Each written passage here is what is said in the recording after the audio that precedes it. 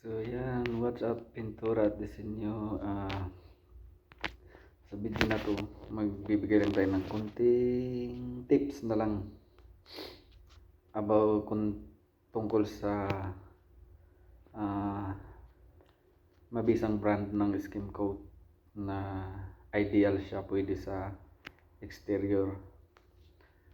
Ito naman ay disclaimer naman tayo, base lang din to sa experience ko.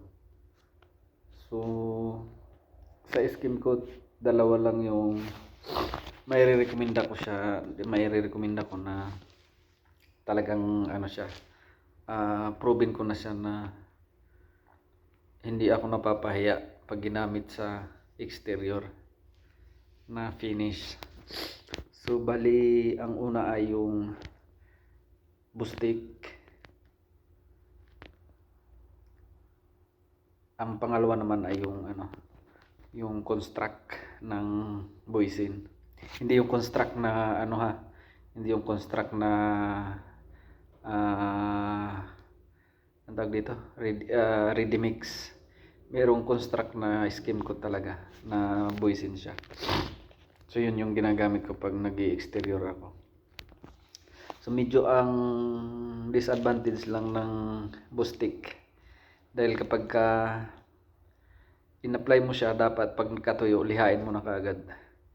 Dahil pag nalipasan siya na-expose na siya sa sa elements sa labas, halimbawa naarawan, nainit na, ulanan, pag inabot na siya pag nalipasan na ng ilang araw, makunat na siya lihain. So yun ang disadvantage niya, pero talagang makapit siya. So sa Boysin naman ay okay lang, madali lang siyang lihain, pero matibay.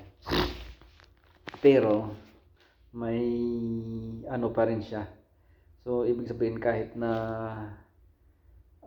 magandang brand yung ginamit mo na skin coat, kung mali naman yung preparasyon mo, so hindi rin magiging epektibo yung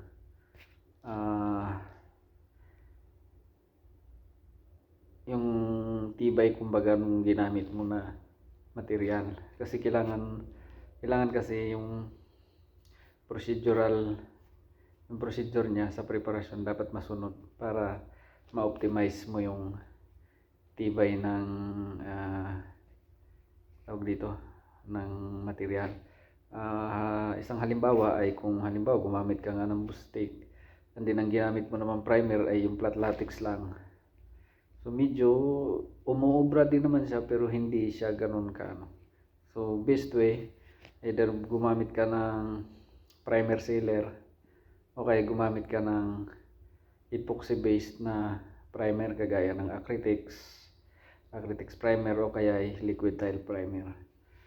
So yun lang mga kapintura at disenyo, at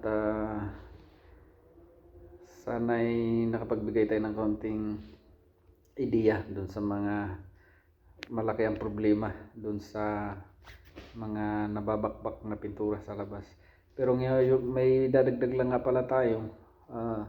Kapag ang pader mo ay prone sa tagas at lalo na pag umuulan, may mga leak, so mas maganda na i-waterproofing muna, i-repair mo muna yung mga leak niya, yung pinagdadaanan ng mga tubig. Kasi pagka hindi mo siya in-address yung leak na yun yung pagmumulan ng pag-iipon ng tubig, ng moisture sa loob, at sa kalaunan o hindi man kalaunan, yun yung pagmumulan ng pagbakbak ng pintura.